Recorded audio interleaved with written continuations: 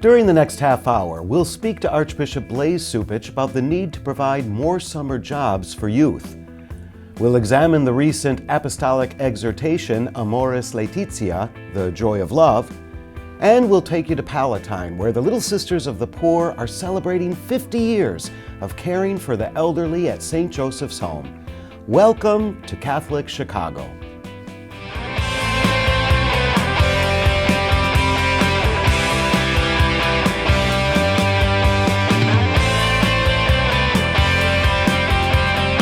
The Archdiocese of Chicago is a vibrant and diverse faith community. We celebrate our faith through worship, evangelization, and reaching out to the needy. Welcome to Catholic Chicago. Hello and welcome. I'm Todd Williamson, Director of the Office for Divine Worship for the Archdiocese of Chicago, and I'm here in our studio with Archbishop Blase Cupich. Archbishop, it's good to see you again. Good to be with you, Todd. Thank you, thank you. Say, listen, I recently heard that you've written a letter to the pastors of the Archdiocese and other institutions, I believe, asking them to help in providing opportunities for at-risk youth, job opportunities, something to provide them with some activity and safety throughout the summer. Well, yes, we have received an invitation by the city to be of assistance in this regard. I know that Catholic Charities is marking out 200 positions for young people during the summer months, and I'm asking our parishes and our schools, our universities, the hospitals to join in this as well. We have a lot of young people who need employment over the summer, and it is an opportunity for them to be quite more busier with work and giving them an opportunity also to learn some skills. So I'm excited about the program, and I just hope that the city can pull together to help our young people, especially in the inner city. Yeah, this is connected to One Summer Chicago? Right, exactly, and it's being organized by the city and funded from outside sources, and they need, however, various places where young people can work. Mm-hmm. And this can take place at any parish across the Archdiocese? Yes, as long as it's in the city of Chicago. All right, in the city limits. Right.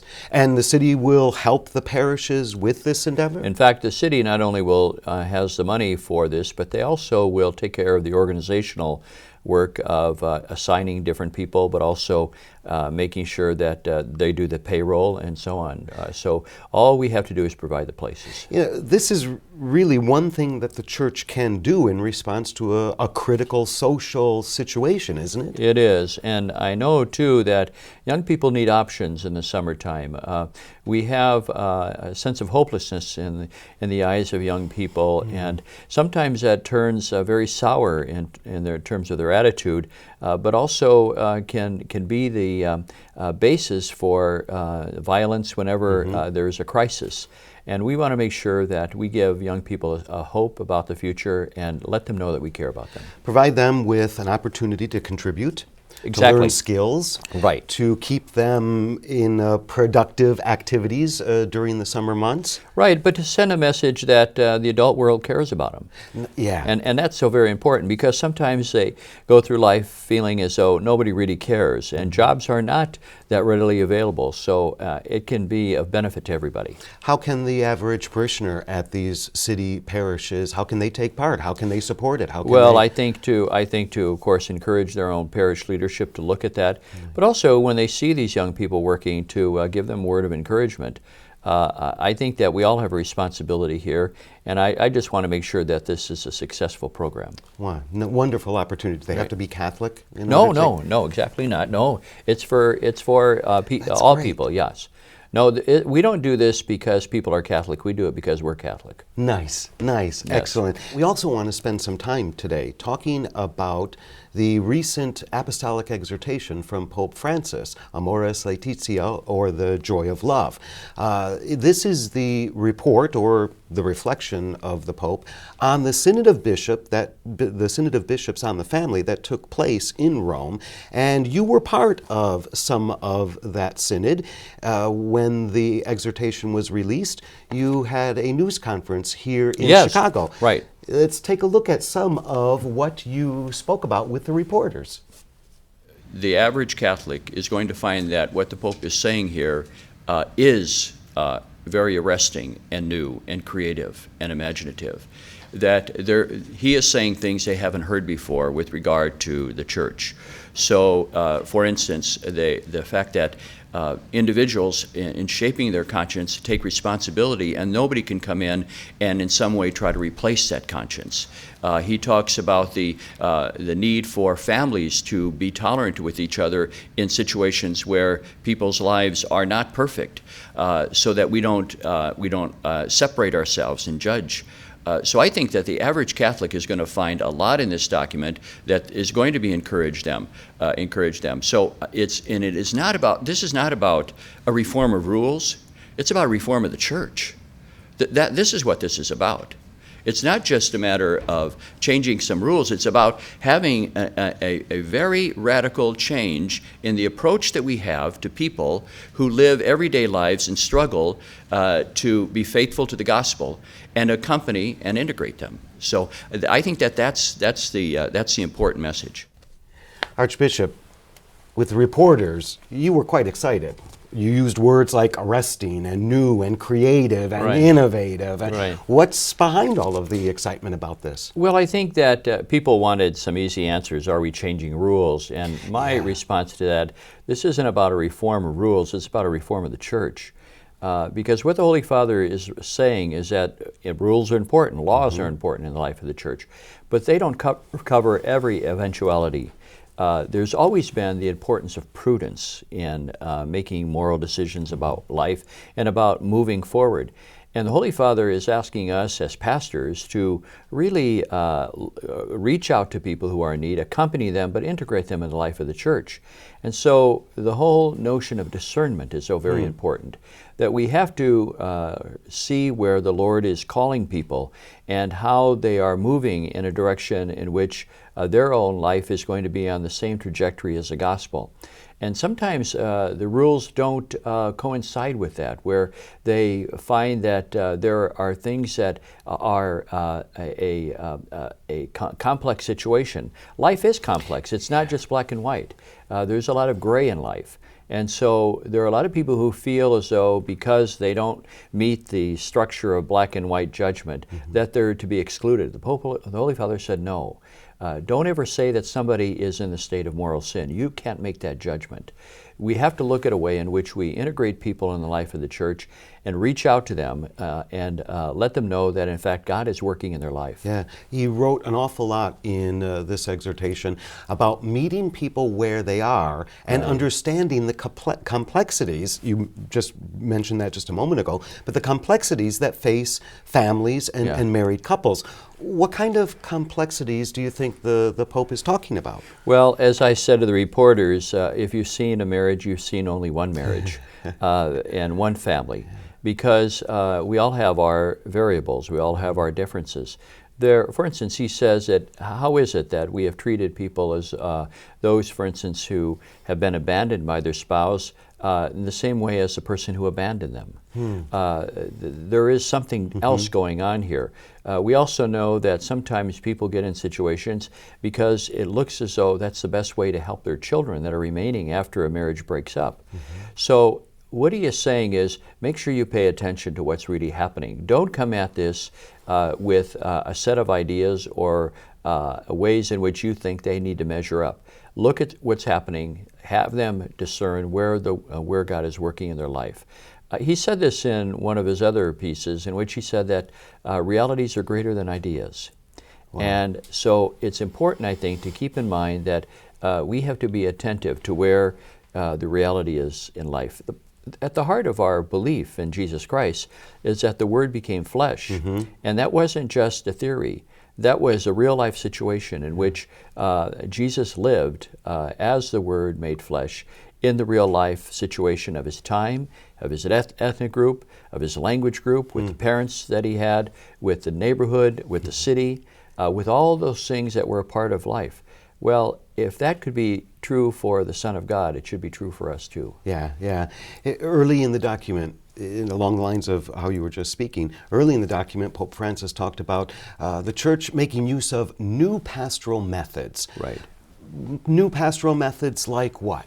Well, for instance, to make sure that people who are alienated from the church or families that are really struggling for one reason or another because there are complexities that are there, to reach out and to see how the children are doing, for instance. Many times in a situation where there's a divorce, the children suffer a great deal. And so can the church have a program not just for those who are divorced, but also for their children, how their family? How imaginative should we be about the healing that's there? Or again, I think there are families that are single-parent families. We had the terrible tragedy this last week of a mother being killed on the highway by a shooter. And those kinds of families where there now is a remaining spouse who is going to raise children, there's a pastoral need there. How is the church looking at that as an outreach? Not just in the moment in which we comfort people at the time of death and so on, but what are we doing? We have also many people who have children who suffer from various handicaps. The church needs to look at a way in which we're going to welcome them and make sure that they have access to our church, but make sure too that parents don't feel as though they're carrying that burden by themselves. Well, the Pope Francis, he wrote along the lines of working with these families and married couples with understanding, with compassion, and accompaniment. And it sounds like that's what you were just speaking about. Well, this whole idea of accompanying. And integration as well. Integration. It's not just enough to walk with people. You also have to look for a way to bring them in. And that's what he was saying. You have to encounter, accompany, and integrate. Those were the three words that were very much a part of the synod discussions that we had. I love that whole idea of accompaniment. Right. I think that's new. I think that's in many ways a new idea. Well, but on the other hand, look at how the early church understood Jesus as always walking with them along the way. Jesus accompanied them. If you look at all the moments in which Jesus called disciples, he was walking someplace. The road to Emmaus. Yes, the road to Emmaus is another one, yes. Yeah. But whenever he was going and whenever he encountered someone, he invited them to come follow me. Yeah. Well, that meant accompanying. Over and over and over again in the document, he talks about the need to welcome, to be welcoming. How can our pastors, how can our parishes in the Archdiocese of Chicago, how can our viewers who are watching, how can they adopt a more welcoming attitude in regard to families and married couples? Well, I think that first of all, we want to make sure that all of our parishes are welcoming and that they have a sensitivity that people are given a sense of belonging. Some of our parishes that are very vibrant give an immediate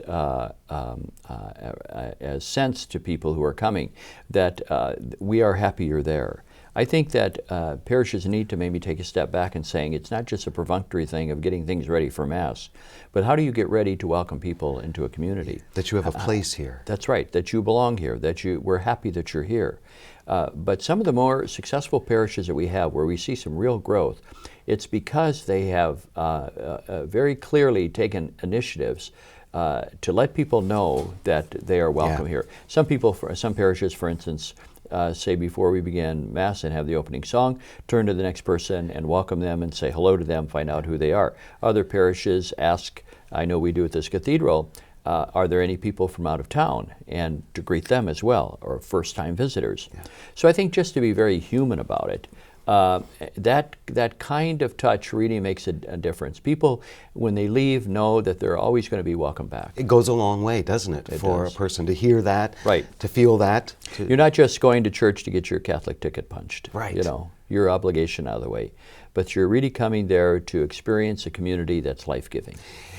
The Joy of Love has gotten a lot of press. There's been a lot of talk, so thank you very much for your thoughts on that, your reflections on that. Talking about families here and their importance leads us to another topic, one Catholic ministry that continues to offer a beacon of hope to families in the West Humboldt Park neighborhood. Of course, I'm talking about the mission of Our Lady of the Angels. We caught up with Sister Alicia Torres, a Franciscan Sister of the Eucharist, for today's installment of Mercy Moments. When I began to experience God calling me to religious life, initially I was incredibly enthusiastic and very excited about it. And then of course I fought for a little while with God, not totally trusting that the joy that I desired would be there, or even experiencing love, because as a person, we want to be loved by another person. And so I had always wanted to be married and have a family.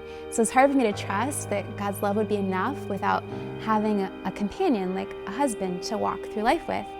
So when I finally was able to understand more deeply that God's love would be enough, then I was finally free to say yes to the call. But then I had this huge obstacle in the way of a ginormous amount of debt from my years in college, over $94,000. And so I really had a choice to make. Was I going to trust that the Lord would take care of me, that His mercy could cover that and bring me through that tremendous obstacle?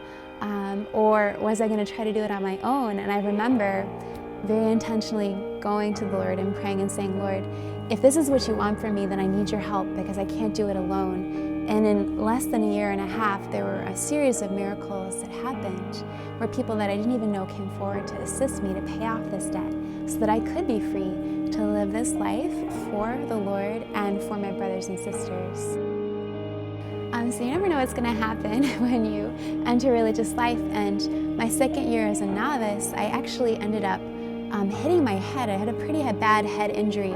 And it was a very challenging time for me personally, because before that, much of my identity and the way I related to God was rooted in what I did for God. And I wanted so badly to serve Him, to do so many things for Him, to take care of people, all sorts of things like that. And so when I was forced to pull back and to rest and to recover from this injury, I couldn't do as many things as I wanted to do. And I had to make a choice. Was I going to be drawn into this sadness and this depression of not being able to do things? Or was I going to trust that even in this time, God had a plan for me? And in His mercy, He helped me to understand that who I am is rooted in my relationship with Him, that I'm His beloved daughter, and that just the fact that I exist is enough, and that the power of prayer is so much bigger than I could ever comprehend. And so the Lord used that hard thing in my life to teach me this beautiful lesson about who I am to Him and how important prayer really is.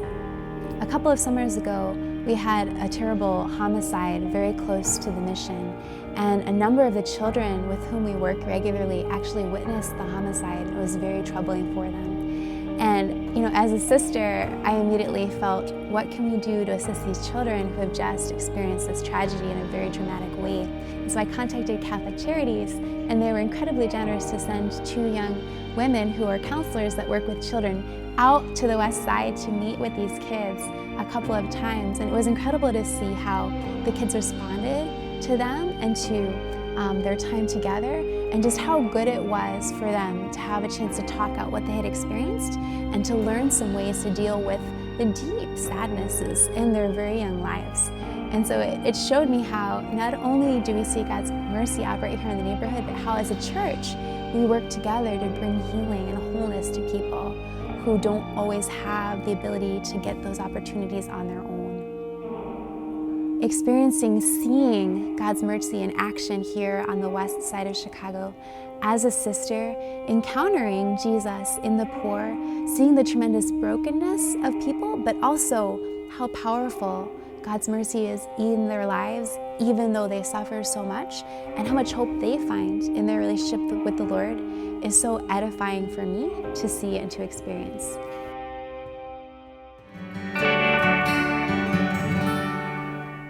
You can learn more about the mission of Our Lady of the Angels by going to their website, missionola.com. And to see all of our Mercy Moment reports, go to archchicago.org and click on Jubilee of Mercy.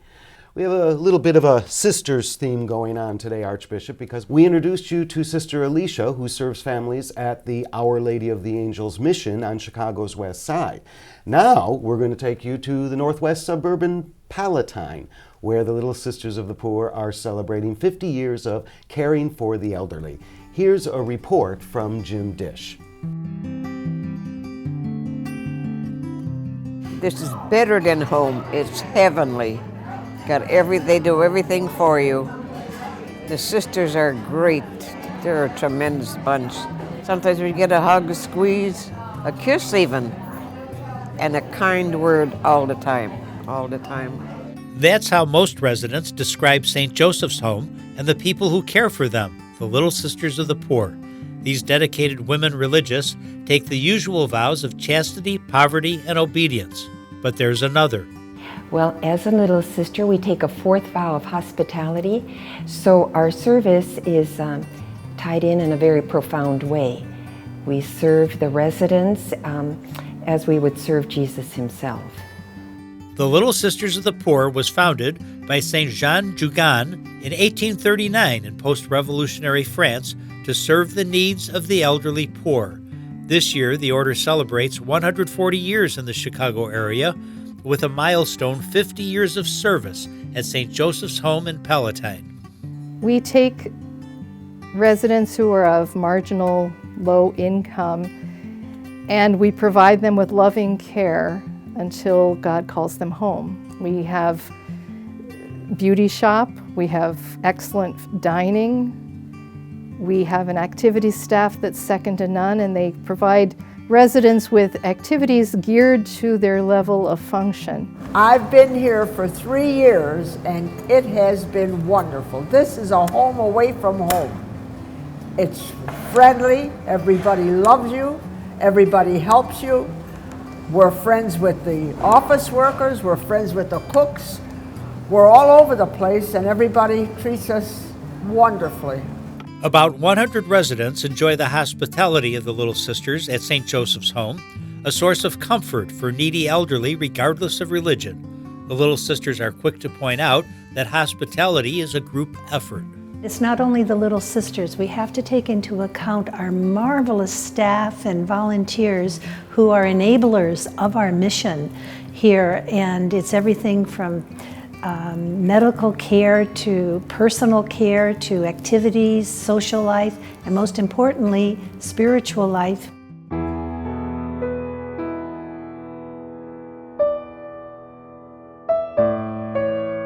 Church was always something you go to out there or your ministry in, but here, church is a quiet place where you can go in any time of the day you want. You're free to go in and just sit and look at that beautiful cross up there with the figure of God become man. I mean, that in the last couple of years, that's come home to me more and more. I get good care, I get good food, everybody is friendly. You can't find a better group of nuns than we have here. And the staff, the CNs, and the kitchen help when we come in, I just look forward to that hug we get from all of them. We all really work together as a team to make sure that the residents really live here and not just are housed here. To make all this possible, today's Little Sisters are known for their begging van, traveling to markets and businesses in search of the support they need to help offset expenses. Back in the 1800s, St. Jean Jugan traveled the roads of France, knocking on doors, asking for food, clothing, whatever was needed for her ministry. She thanked her benefactors by praying for them. In this Jubilee Year of Mercy, Pope Francis encourages all of us to serve those who are less fortunate. The Little Sisters make sure such mercy is extended to their residents every day, including their last moments on this earth. I guess the greatest aspect of that mercy, and it's really the height of our call as the Little Sisters, is to be with them when they're dying. We accompany Jesus in his agony in the garden. And it's not a sorrowful moment. It's a moment that's filled with serenity and peace and joy. Our residents are a part of that moment for their confreres, their brothers and sisters, their families are invited, volunteers. Everybody in our mission becomes a part of that last moment. The Little Sisters of the Poor are family to the residents of St. Joseph's Home. It's a ministry that celebrates the culture of life for people who are often forgotten. It's a ministry that brings joy to both the residents and to the Little Sisters themselves. It's a ministry of hospitality. Oh, they're wonderful. They have plans for us. We make little plans about having little parties and things. I have no complaints. I would say our home is a home of little miracles each day. And those are the miracles that flow from charity. Those miracles are generated by a great spirit of charity and service, and I would say that's what stands out for me in this home. The chapel's the best, open 24/7, and we have Mass every day, in Vespers and Holy Hour on Sunday. You don't get that everywhere. They're always smiling. You never see a sister any place in the building without a smile.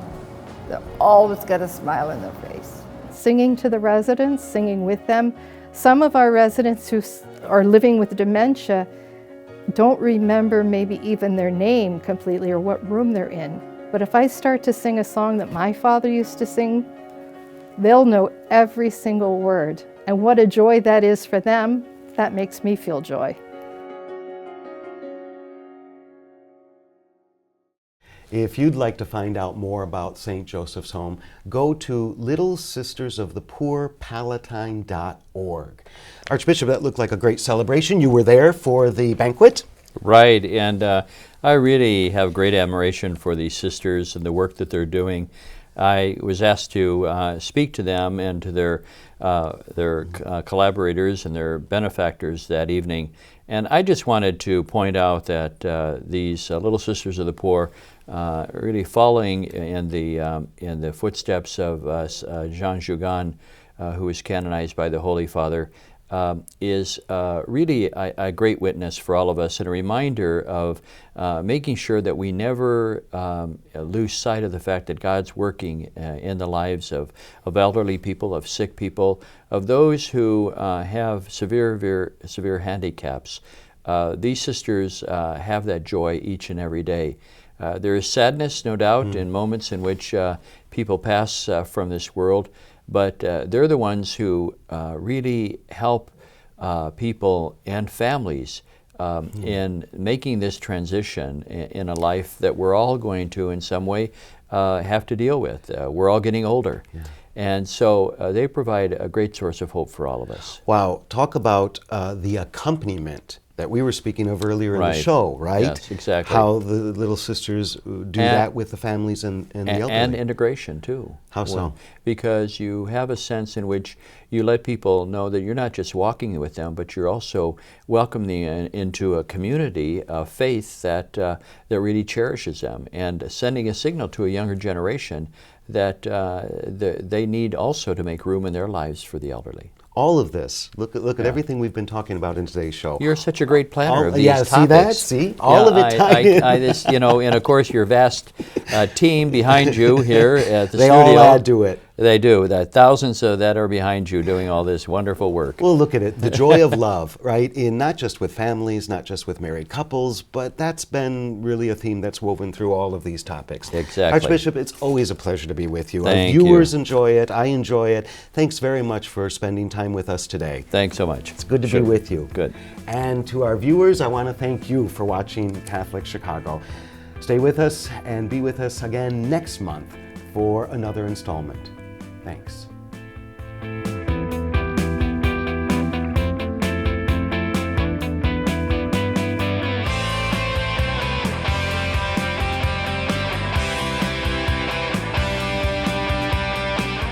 We invite you to watch segments of Catholic Chicago and hundreds of additional Catholic videos at youtube.com/Catholic Chicago. Like us on Facebook. Follow us on Twitter.